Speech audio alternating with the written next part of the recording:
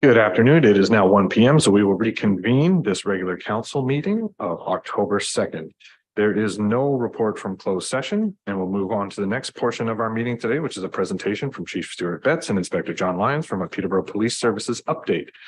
Chief, would you like to approach the mic? Thanks for joining us today and welcome to Cavan Monaghan, and we look forward to receiving the presentation today. Thank you, Mr. Mayor and Chair, and through you to Council. It's my pleasure to be here today. As you heard, I am joined by Inspector John Lyons, who many of you will know, but I recognize that many of you won't know who I am. Aside from what you may have heard when I was hired, I'd just like to briefly introduce myself to you to let you know why I am standing here and what I bring to the community, if that's a good use of your time for now. So as you will know, I was brought here from the London Police Service. Prior to that, I worked most of my career at York Regional Police. About 22 and a half years of my career was as a police officer in York Region, where I worked in every area of policing, up to and including executive officer to the chief of police. When I left York in 2019, I was deputy chief of police in the city of London. I've worked both the administrative side of policing as well as the operations side of policing. Pretty much everything you can do in policing, I've had the opportunity to touch on and do. From an education perspective, I have acquired my Bachelor of Arts, my Master's of Business Administration. I'm a certified risk management practitioner. I am a certified change management practitioner, and I'm currently working on a Master of Laws in an alternative dispute resolution. I'm also a trained public order commander. I'm a trained critical incident commander. So critical incident, that's the one people sometimes go, well, what is that? So I would turn your head to most of any of those. You see the movie The Fugitive, if that's something you've seen, Tommy Lee Jones in the command post, and he's the top end of that triangle and he's giving the orders. I'm a much less charismatic Tommy Lee Jones, and I sit at the top of that command triangle in terms of critical incident command. So where I did that in York Region, that included things like armed barricaded people who would take hostages, those sorts of situations. So that's the realm where I was involved with operationally when I left at York Region. And I've been here since January. Certainly happy to be. I live actually in Cavan Monaghan. In fact, I live just down the street here in the town of Millbrook. So I'm happy, I'm invested here. And this, quite frankly, is where my family calls home. I have my wife is with me here, and our son, who is back and forth between school. He's currently living at school. He goes to Ontario Tech University, where he's finishing up his last year of his nuclear engineering program, having taken a break between third year and fourth year for an 18-month paid internship there in nuclear engineering, and he's finishing up there now. So it gives you a very, very high level who I am, how I got here, and what I bring to the police service here in the city of Peterborough, and now also where we are doing our contract policing in Cavan Monaghan. Most of my in-laws are here. So that's the next question. Why would you come here, given where you've been? My connection here is my wife was born and raised in Peterborough. So her family was born and raised here. Her dad worked at GE all his life, and his father worked at GE prior to that. My mother-in-law was a GM worker. And most of my others, I say, my in-laws pretty much all still live here in this area, including my wife's closest uncle and aunt who live in the Cavan Monaghan area. So that's kind of the why, because I took my wife out of here 25 years ago, and 25 years later, I brought her home. So this is the reason for coming back to this city. And I can honestly say I've tremendously enjoyed things so far, and I look forward to having the opportunity to present to you a little bit of some things that we're working on. So about the Peterborough Police Service. Peterborough Police is not at the level of technical capacity that I would like to see it at. So there's a little bit of growing up and a little bit of evolving and developing, and we're working on that. And we have some good people in-house who just needed some tools to help us do what I'm going to show you here today. A lot of what you're going to see is around dashboarding that allows us to track what we do, when we do it, so that we can more appropriately focus our resources. I believe very strongly that we need to make sure that if we're going to be deploying expensive resources, and we are expensive, that we're doing so at the right time, in the right place, with the right information so we can do the right thing. And when you don't track data, all you have is your gut. And all too often, the gut actually isn't right. And where that comes most appropriate here, and I'm going to start to share my screen, is what I'm going to show you on the screen here getting all my notices telling me that we're being live streamed and recorded. So thank you for that. And share. Make you look at me. We will share this. Cindy, if I can get you to minimize that little box. Okay. So I'm going to take your mind right to the start with, to the bottom tile. So as you'll see here in the bottom right and the bottom left, it's the same sort of workload. What you're seeing on the left-hand side of this screen are the calls that come into the dispatch center specific to this area where we are currently policing. I have this now for the entire city, and I have it divided into the areas of the city where we police. Also, I have a dashboard like this for Lakefield, as you see here for Cavan Monaghan. That golden box at the bottom, that is the distribution of workload throughout the course of a 24-hour period. Where this is the first sort of anecdotal evidence that says it's not quite as we all think, is that for many police officers, we tend to think we need to have the same number of officers at 2, 3 o'clock in the morning, because that's when everything happens. That's the big call. And quite honestly, as you can see before you, that's not when we are busiest. In fact, when we're busiest starts about 8 o'clock in the morning, and it really starts to tailor off as we approach midnight. And when you start to look at it in that way, you realize that's not entirely surprising, because that's when people are awake. But we tend to think when the bars get out, that's how cops think. When the bars get out, we need to have police on the street. In fact, we don't see the workload, and that workload distribution is more startling at the city level, where the volume of calls presents it. And I can tell you and promise you that this same workload distribution appeared at York Regional Police with a population of just under 1.3 million, and in the City of London with a population of just over 400,000.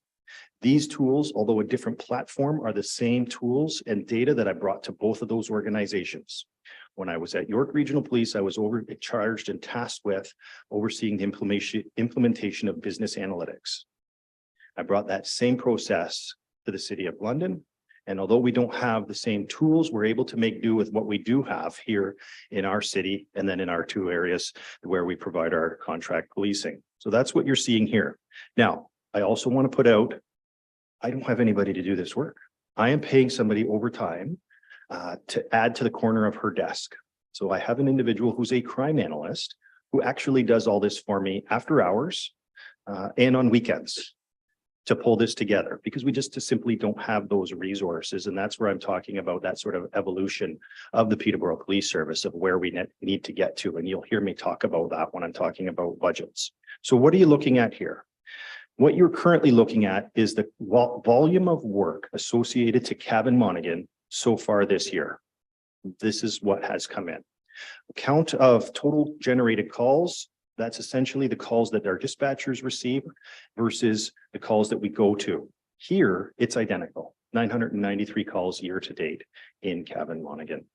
And that's because typically they're either officer generated, or the calls we are able to get to because they're a call that we've been able to substantiate. What I'd like to take you to, because it's an interesting stat, is the middle box, calls for service by weekday, where an officer is dispatched. And as you will see, most of us would think Saturdays would be a busy day. And in fact, Saturday is probably, well, it's our 3rd least busy day in the course of a week. Our busy days are Fridays, Mondays, and then of course, as you can see there, Sundays, not Saturdays. And Wednesdays particularly quiet. And why that is, well, that's where we start to dig into the data and we try and identify what's going on those particular days. Not surprising, as you can see across the top box, the months in terms of when we're busy. And again, not so busy in March and April. Not surprising, it does pick up, but look at July at 104 calls for service in the month of July, which we might think we would be substantially busier in the summer than we are otherwise. So we would look into some of those things. And as you can see, September was particularly quiet at just 89 calls for service. Now, I only use the quiet word when I talk about the past. We'll never forecast the future in terms of whether it's going to be quiet or not, because I get myself in trouble when I do that. So when we consider this is just setting the table for the next screen. And that is, so what are you doing when you're working? Well, this is the workload distribution by call type. as you can see before you. Now, I expect it may be a little difficult to see, but the top two workload drivers for us in Cavan Monaghan are traffic. Routine traffic stops at 229 out of those 993 calls, quickly followed by traffic enforcement at 175 calls out of those 993. Combined, that makes up just about half of the work that we do here is related to traffic. So when we have people say, okay, but what are you doing? Over half of what we're doing here, over half is going to be related to traffic. Now, the Peterborough Police Service has a call type that is a catch-all, and that says community services. And many of those things also capture some of the traffic related type calls that we might get around driving complaints, because they may not quite rightly fit into another box and how we would dispatch it. So that's a bit of a catch-all, same as the complaints. Now, one thing I do know is I know noise complaints is something that I get questioned about here. What are we doing about noise? So interestingly, I said, well, what are we doing about noise? As you can see, noise comes all the way down here at number 12. Out of 993 calls for service so far this year, we've had 12 calls for service related to noise. I don't know what kind of feedback you're getting from the community about noise, but what comes through to the police is 12.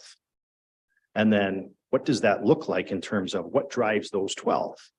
Well, I have another screen that I won't go to because it involves personal information about the people who call in, but I went through and I had a look at those 12 calls today to get an idea of what comprises 12 calls for service here. Out of that, oops, glasses. Sorry, I have hit that age where I need these. I didn't print the font big enough. So out of those, excavation tools on the logging road, loggers who could be heard excavating. That was a noise complaint. A loud party, but we don't know where the noise is coming from, but we're calling the police. We can hear loud voices yelling, but we don't know where they're coming from. So we're going to call the police. A birthday party that got quiet when the officers showed up. Barking dogs at 6 a.m. And I can tell you there was a note in there that that individual since moved. So hopefully that one won't repeat. Another one with loud music stopped when the police arrived and told them to turn down the music. So that's fantastic. Another loud party where people were getting into a bus to leave Cavan and go somewhere else, and they were heading out on a party bus. Loud noise from ATVs who complied with direction. And that was then. And then the last one of the 12 was at the wedding venue, noise through the open windows. And there was a permit to be in that church there until 12:30. And so there was an indication in the call notes, no offense, bylaw offense at this time. That's the 12 noise complaints that we've had here that we've responded to since the beginning of this year. This is important to me because I know if it's important to you and you're getting those calls, you want to hear from us. Okay, what is happening? What's the real deal? I get this question from councils all the time, not just here, but the other two locations where I've worked. And I often tell people, if you don't report it to the police, or I have a catchier catchphrase, if we don't know, we can't go. And as you know, of course, you have a dedicated officer here during the day hours, the day shift, and at night, 2 officers. Now, it's in our contract that if we pull officers from Cavan Monaghan in terms of enforcement for a special event, we have to let you know. So I checked on that this morning for you as well. This past weekend, we had this little thing happening in the city called Head of the Trent. It drew a lot of resources, draws several thousand people and over 1,000 kids to one small area. And we dedicated a lot of resources to that. We did not touch the 2 Cavan Monaghan officers. They stayed dedicated to this particular area to allow us to continue to do the enforcement and to be responsive as expected. So these are important data points that we're able to capture. And what I can tell you, and as I say on this 3rd tab, but I won't get down to that, is I can then get into the call notes related to what those calls are. For obvious reasons and for privacy, I can't flip into some of those specifics because we have the names of the callers and the people that they might be calling about. And in some of those cases, that's very personal details. There are other things on here that take up a lot of resources that exceed the capacity of the 2 members who are assigned here, or the 2 officers, right? So things around, for example, your missing person calls, We had here one airplane crash reported. And those are labor intensive type calls. So obviously you have the benefit of other officers who are coming in. Disputes, we have a fair amount of those. Domestic disputes, so we've had 32 of those. When we have a domestic dispute, there's a mandate, 2 officers and a supervisor come to that. So we bring a supervisor from the city out here because it's a shall attend. And this is a ministry mandated requirement. So we are addressing some issues that are changing in the Police Services Act. So the new act will come into force on April 1st, 2024. We have been advised of that. There are changes that are coming as a result of those regulations that are costly for police. So what does that mean? Things like they've decided to change how many tactical officers is required to make up a tactical unit.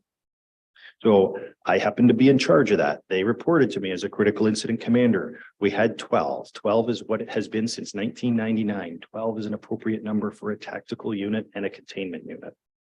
The province has changed that to 18. 18 is an appropriate number for a hostage rescue unit because they need to be able to do everything that 12 can. Plus they have to have the capacity to do things like explosive forced entry and to do hostage rescue, which are 2 additional skill sets that exceed the capacity of a tactical unit. This is going to impact us because as a police service, we need to decide, can we afford to stay in that business? I ask, can we afford not to? Because our alternative is the OPP, who do not have the capacity to come when we need them, and Durham Regional Police. And they don't have the capacity either. In fact, the Peterborough Police Service quite often is providing that support to other police agencies, including into Durham region when we need it. So there's some work to be done there. We are providing some feedback to the minister with relation to what some of these changes mean in terms of police services. We are a mid-sized police service. There are 43 municipal police services here in the province. We're number 20 in terms of police services. There is an implication to the 32 other police services that don't qualify as what's referred to in the policing world as the Big 12. The Big 12 are the 12 largest municipal police services in the province. I worked for 2 of those Big 12. I know what the implications are. I have a different perspective now that I'm working for a mid-sized police service, a perspective I would not have had otherwise.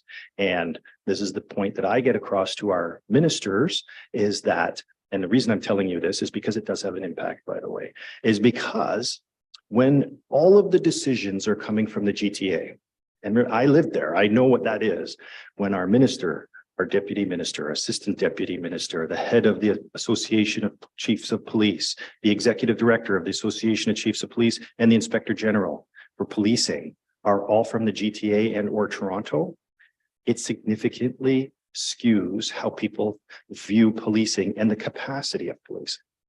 This is important and for us to be able to provide the services that you would expect. And it doesn't matter where we are across this province, the OPP are finding themselves in the exact same position. The last time I saw anything publicly released from the OPP, they were about 1,000 to 1,200 members below their required staffing. So they are struggling as well.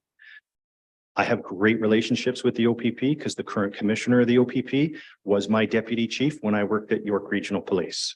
So we have a good relationship that way, and we're able to make those connections when we need to in any event.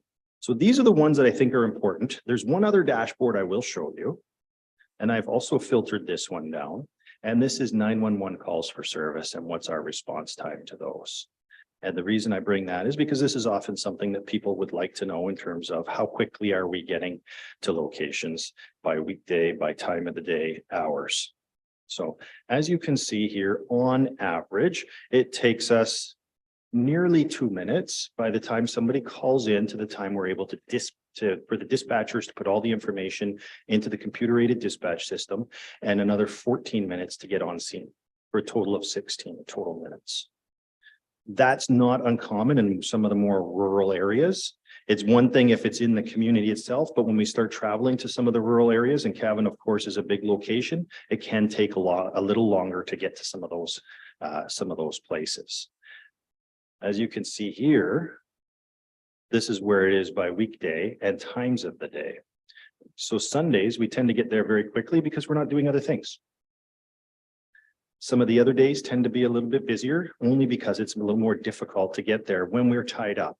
If we have 2 officers who are on a domestic and we only have 2 officers who are here assigned to the city or to Cavan Monaghan, that means 2 other officers have to come from the city itself.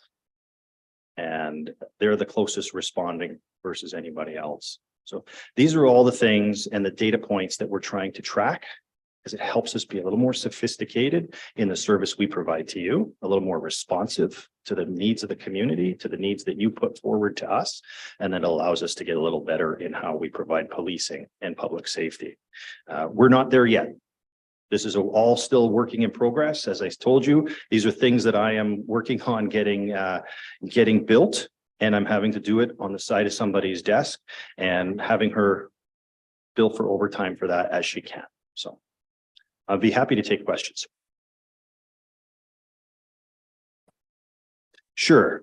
So a priority 1 call for service is our highest priority. That is somebody's there may be a weapon involved. Somebody's called in saying, help, this is very serious. We have certain types of calls that will automatically say is a priority 1 call for service, whether there's any of those other things that are present or not, just by virtue of the type of call that it is.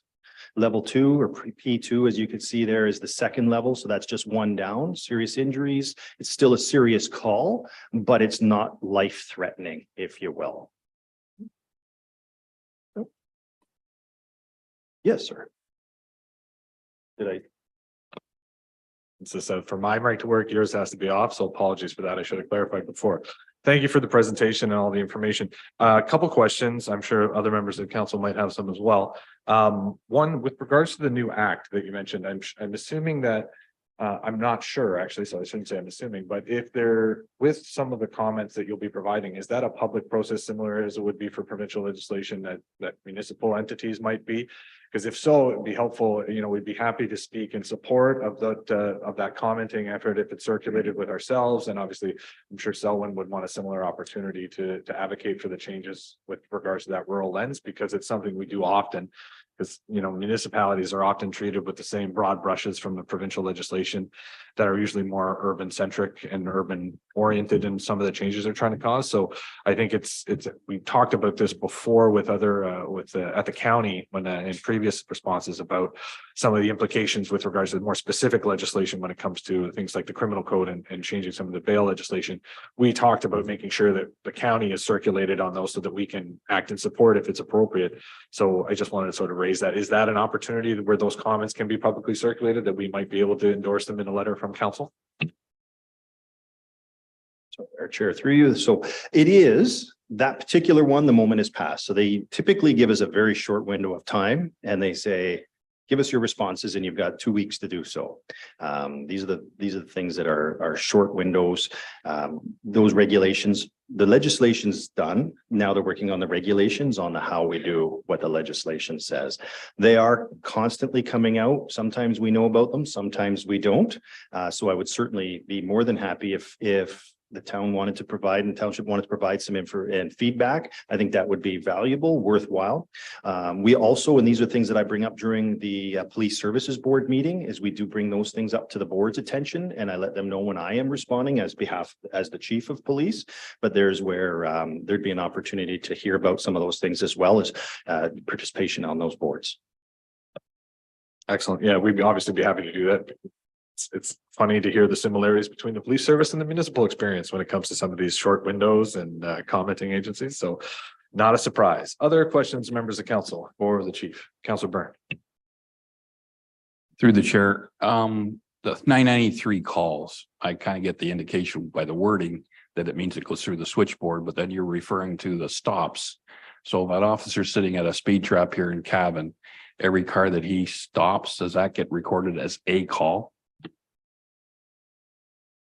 Thank you for that question, Chair. Through you, it does get recorded, and we actually categorize that between citizen-generated calls for service and officer-generated calls for service, because that's another stat that's incredibly important for how we determine what our workload looks like. How often are we getting called for speeding in a particular location? So if there's a specific complaint of a day, and let's just say if you picked up the phone and said, I have a concern, I need you to come, that becomes a citizen-generated call for service. If an officer puts themselves on site And that might be the traffic enforcement, that box that you saw there. That's 175 times they have put themselves on a traffic enforcement detail. Then they might write a number of tickets as a result of that enforcement, but that's 175 times that they've done that so far this year. Thank you, Chief. Follow up, Councilor Burns? Through the chair, not so much a follow-up. When you're responding to that idea of a domestic unknown and you got to wait for a supervisor to come out, would the two local officers head to the location or do they have to pause? Great question. And thank you, Chair. Through you is they always go there. The supervisor has to attend just to make sure they're doing everything correctly. So they will never just wait. In a situation like that, there'll be very few times they will respond and deal with that call as it's unfolding. Absolutely. Excellent. Thank you, Chief. Councilor Burns? Through the chair. So on that same note, when you were talking about the 911 calls, needing a couple minutes just to input stuff, would that officer automatically get discharged to the rough area before that paperwork has to be taken care of? No, not necessarily. It'll depend on the nature of what's coming through. Because as you can appreciate, if you've called 911, we need to know the details on what the call is that they're going to and specifically where they're going to. Anywhere in Cavan-Monaghan could be that call. So we can't stop. The dispatcher will be totally focused on you as the 911 caller to get that information. And he or she can't stop what they're doing to say, officers, I need you to start heading here because you are in a situation, and they won't hang up from you until we know that we have all the details required. And are the police the only resource required? Sometimes it might be that we need our friends from fire to also co-attend with us, or paramedics as well. Hopefully that answers your question. Thank you, Chief. And I'm assuming as well that that being an aggregate, a median number, so to speak, within amalgamation. I mean, I think you can all understand there's probably implications where certain 911 calls last a lot longer than others. So, I mean, it's not as though there's a 2-minute wait. It's just the average call duration is, some of those will be very short. This is the address. This is, we need you right here, right now, yada, yada, yada. And then there'll be others where they're even talked through those scenarios where it might be actually many minutes of a call. I'm assuming if that's accurate or not. Thank you for that clarification opportunity as well. You're absolutely right. We get an awful lot of 911 calls that are not 911 calls. And depending on the condition of the person calling at the time they're calling, it can take a very long time to get the required information from them. We get, as you'll have heard me maybe talk, we get called for everything. We get called for the skunk at the end of somebody's driveway. We'll get called because CAA has not arrived fast enough, and that turns into a 911 call for some reason. The most bizarre one that I've personally been involved with was somebody who called in 911 because they had a butterfly on the screen door and they were terribly afraid of butterflies, and they'd been trapped in their house for 8 hours. Well, hopefully butterfly season is almost behind us. Councillor Natchoff, question. Thank you, through you, Chair. Chief, I just wanted to bring to your attention, in respect to the cathedral and the noise complaints that had been coming in, I did have a few of my constituents recently contact me about this. I contacted our bylaw officer, and you did say that there was an exemption in place, and I was replied back from the bylaw enforcement officer that says that there is actually currently no exemption in place. That it was previous council that had allowed this to happen, and that we've been working, or bylaw has been working with the police to kind of resolve this issue with the owners of the cathedral. So you did say that there was one in place. I just wanted to either correct you or just make you aware of this. Thanks. Chief, I think we can handle this one internally. Ms. Hurley, would you like to advise of the exemption? Because that is a local bylaw component, not necessarily for the chief. Through you, Mr. Chair. I don't have the information in front of me, but we did have an exemption at one time. And maybe the chief is referencing that one time. I'm not 100% sure. We don't have it now, but there was an exemption from council at one time. Yeah, and just to follow up and further to that, there was a request, because of the issues that were occurring with that specific location, there was a request for them to request the specific dates for that exemption from council, and that was approved, but the exemption wasn't a carte blanche exemption. It was a by date specific exemption for those specific events. So it's not as though it always applied, it only applied for the dates that it was given. So again, that's a little more inside baseball. Chief, comment? Thank you for that. And I'll just clarify, what I said was there was a permit for that wedding at that venue, not necessarily an exemption to the bylaw, just they've been permitted to have the wedding there and the permit expired at 12:30. This call came in far before that, but it did surpass the 9 p.m. time. But I guess they had the wedding bride and the groom had been issued a permit to host and to have their reception at that location.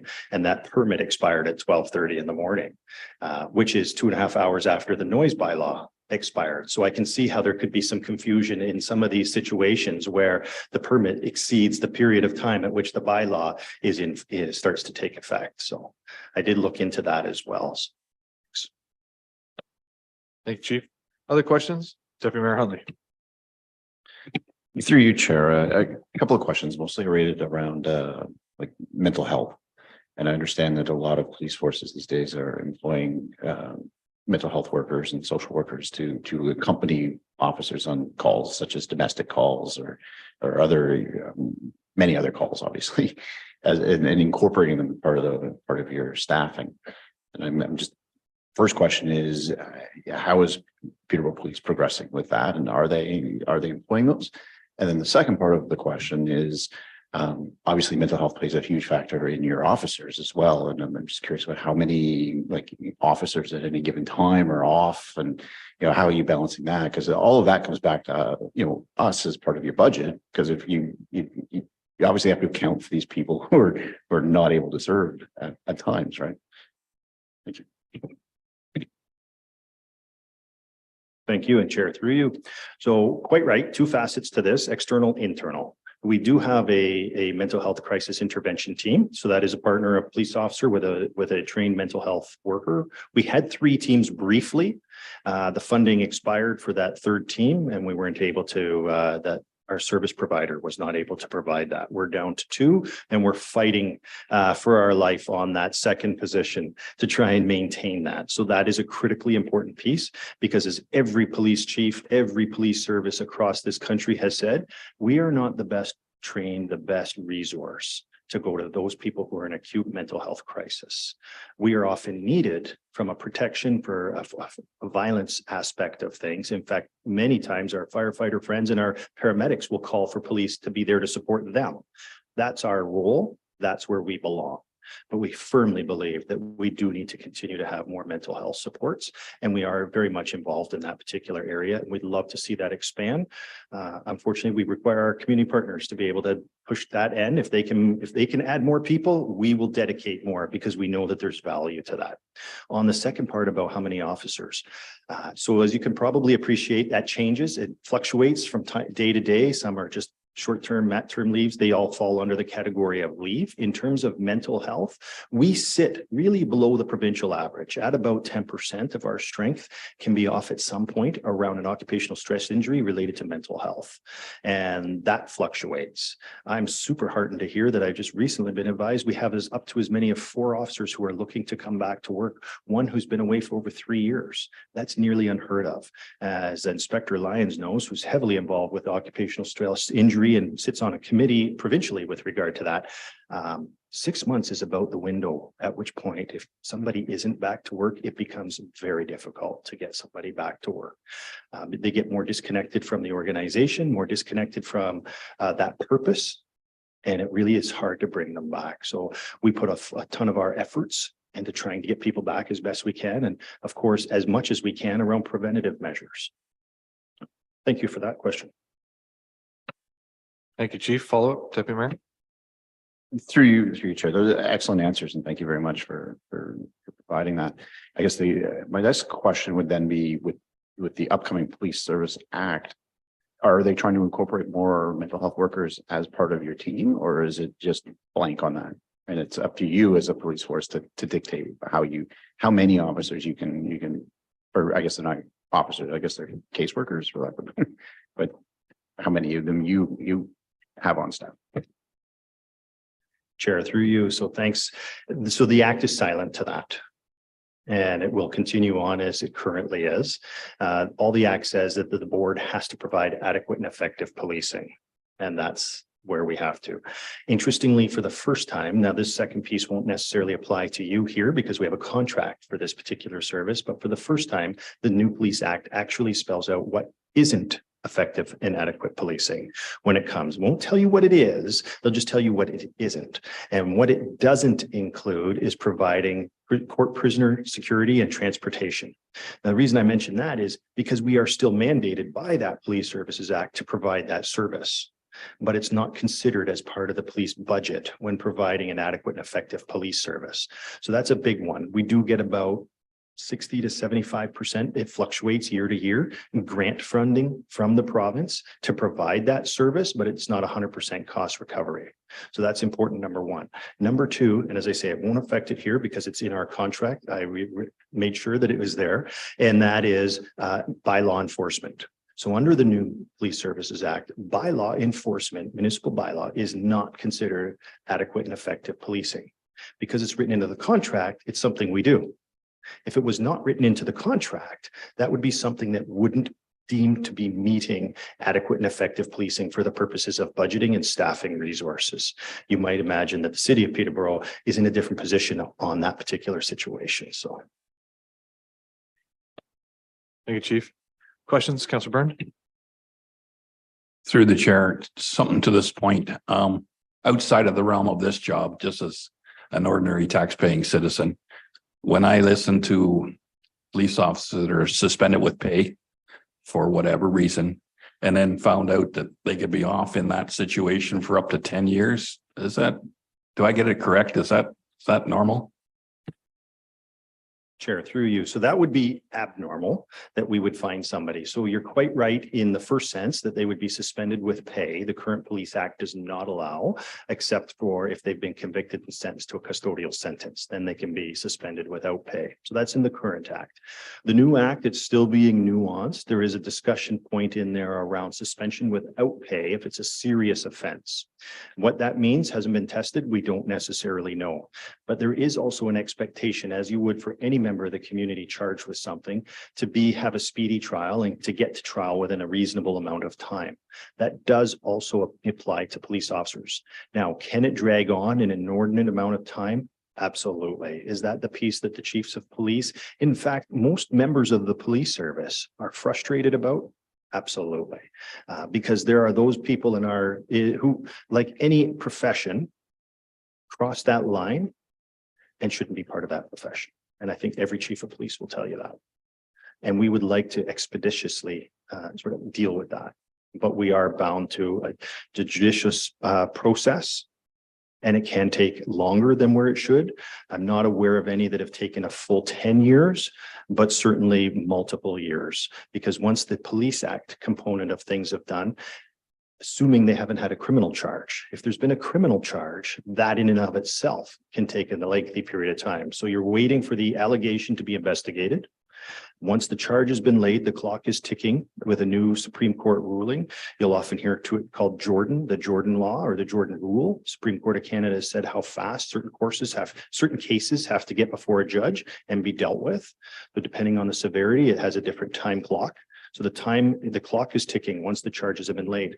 Then we have to follow the appeal period if they are convicted and they have the opportunity to appeal a conviction.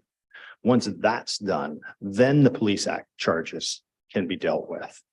And that's where we get into. So if they're convicted and it's a serious criminal offense, that at that point, the chief can suspend without pay, depending on the nature of what it is. So it's a nuanced answer. And I know it's not the full answer, clear, dry answer maybe you were hoping for, but it's a nuanced situation and it's very dependent upon each situation. But I can tell you that chiefs want to ensure that we only have the best people serving our community, and the men and women who work beside these folks, when they truly transgress the law in that way, they don't want those people tarnishing this organization or the profession as a whole.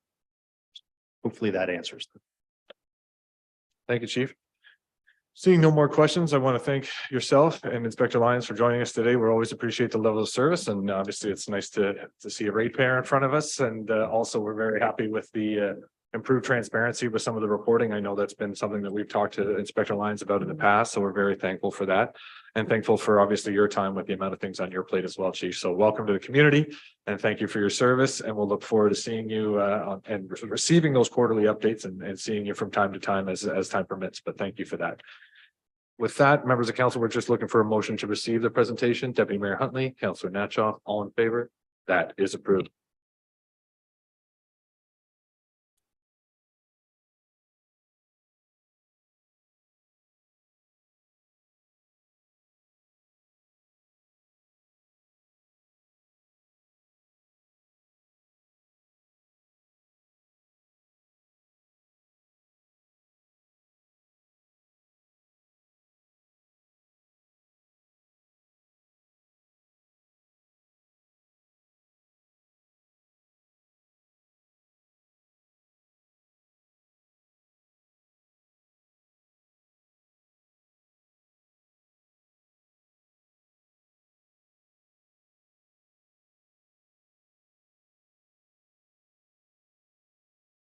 Good afternoon, Mayor and Council. The report today, Fire Department Report 2023-06 in regards to the Peterborough County City Ambulance Lease Agreement. The recommendations are that council execute the attached lease agreement for the paramedic emergency services located at the new Fire Hall Ambulance Station between the County of Peterborough and the Township of Cavan-Monaghan. And that number two, that council approved the annual transfer of basic rent to offset the capital debenture to repay. And that the consumable revenue portion of the agreement be used to offset fire department operating costs of the new fire station. And that council signed bylaw 2023-64 to authorize the execution of the lease agreement between the County of Peterborough and the Township of Cavan-Monaghan. So just a few highlights. I'd first off like to thank our CAO and the county CAO and Chief Randy Mellows for their hard work in helping put this lease agreement together. I think it's a positive for the new fire station. The report outlines the annual rent that's to be received over the 20-year period, and the report also highlights that the cost of approximately 23% of the operating costs annually will be recouped in the agreement as well. If there's any questions from council, I'd be happy to answer them. Thank you, Chief. And just to clarify, so there is a component of the 23% with regards to the operational cost of the facility that's separate from the rental income. And if I'm not mistaken, I don't know if this is for you, Chief, maybe that can help us in the absence of Kimberly. But with regards to the rental income, the debenture that was amortized over the 20-year horizon for the facility was in the amount of about $203,000, if I'm not mistaken. So this is roughly a quarter of that amount, maybe slightly over, depending on when we get to the second 10-year period. So just for members of council that weren't there for that discussion, so the entire debenture for funding the fire hall for the $3.1 million of the municipal portion is being funded over an amortized debenture of 20 years that worth about $203,000 a year. So that will be reduced by the 47 and then the 51 in those respective 10 years. So the debenture will be more like 150 and change implications for those years. So anyways, any questions with regards to the agreement before us for the chief? Councilor Byrne. Through the chair, there's a couple items on the list of descriptions that were intentionally deleted. Is this kind of like just a standard agreement that you've worked through to come up with this rental agreement? Through the mayor to Councillor Burns. If you're looking in the actual lease agreement, this was crafted again with the hard work of our CAOs, both at municipal level, the county level, and the chief of the ambulance service and our solicitor. And those intentionally blank is probably so that things could be added upon there. If you read into the agreement after this period's up, there's room if both parties choose to want to renegotiate and extend it, then they can do it. And that may be a spot so you're not into administrative changes. age numbering, et cetera. I hope that answers your question. Thanks, Chief. Other questions? Councilor Byrne? Through the chair, when the completion date happens sometime around April 1st, do the paramedics start paying then, even if they don't move in and have a working operation of that point at that time?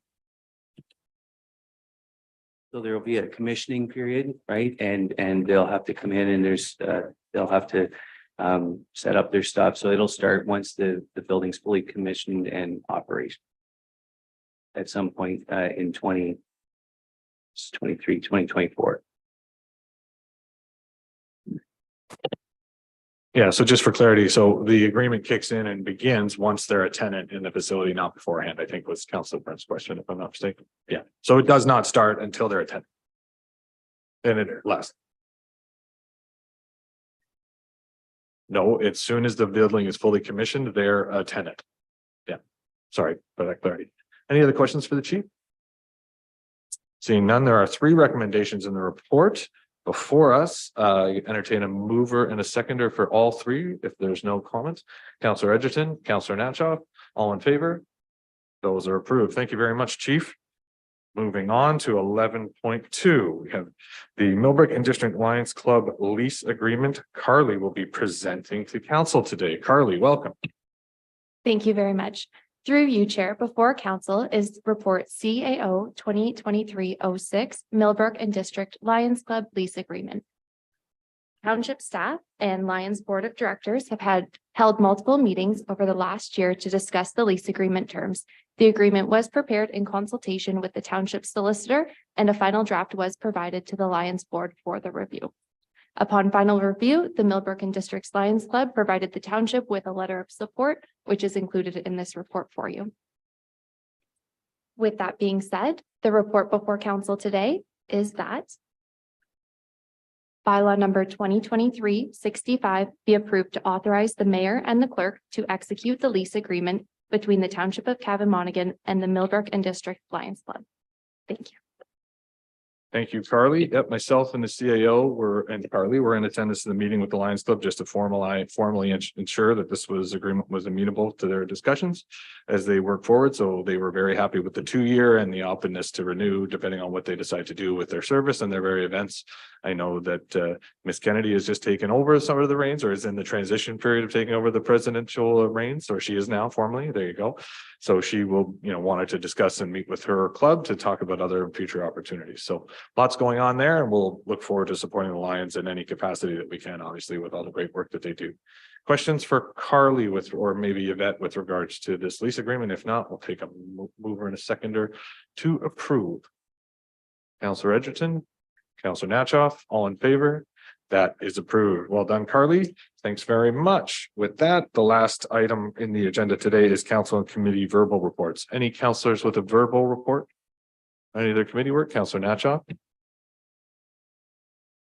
Thank you, Chair. Through you, we reassembled for the Millbrook Valley Trails committee this week, and just discussing projects that we're planning on working on. Nothing specifically to report at this time. It's strictly trying to make informative decisions on how money should be spent for certain replacements. So at another time, once decisions have been made, I will provide more information. Thank you. Thank you, Councilor Natchoff. Councilor Byrne?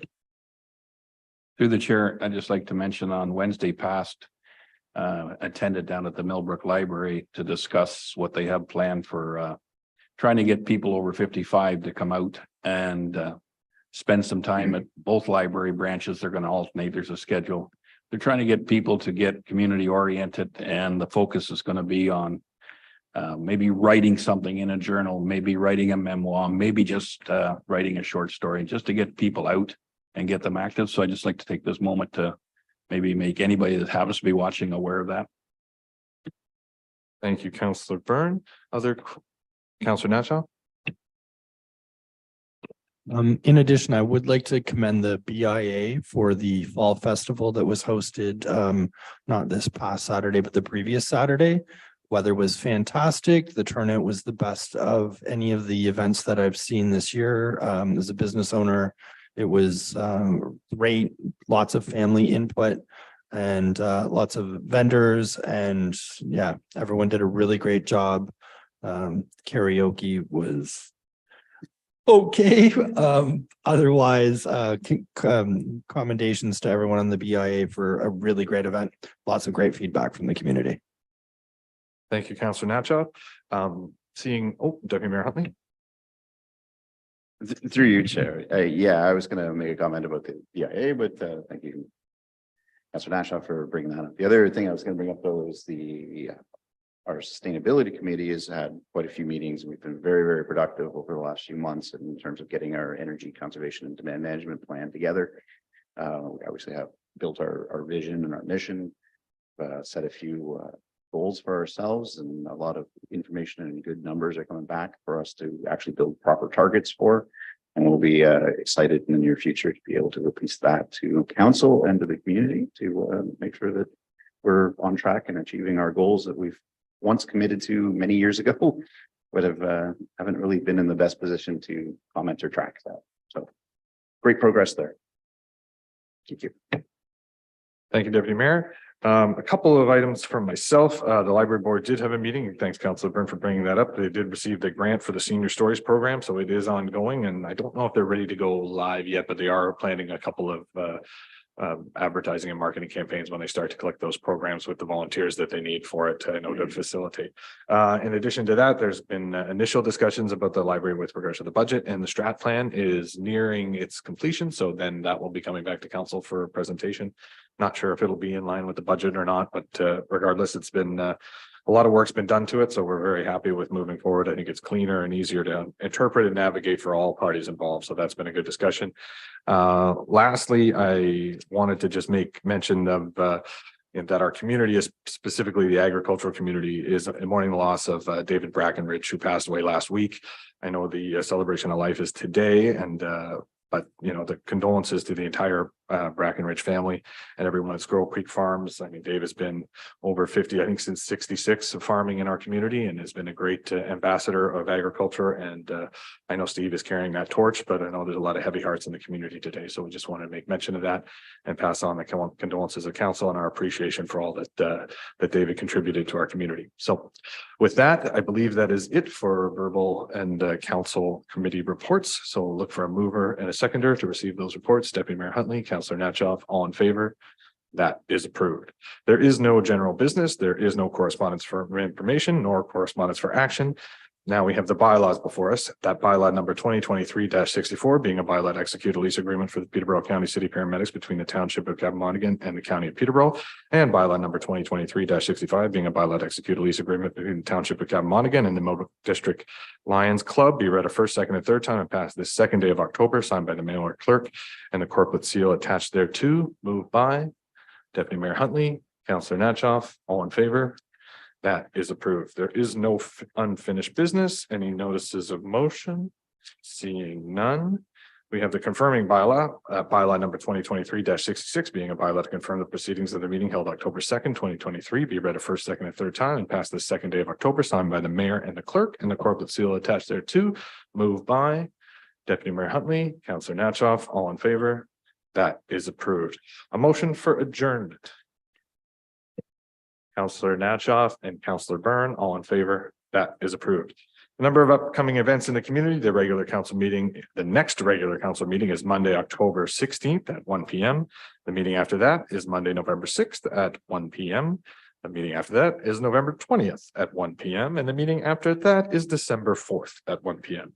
There is also a special council budget meeting scheduled for Thursday, December 7th from 9 a.m. to 3 p.m.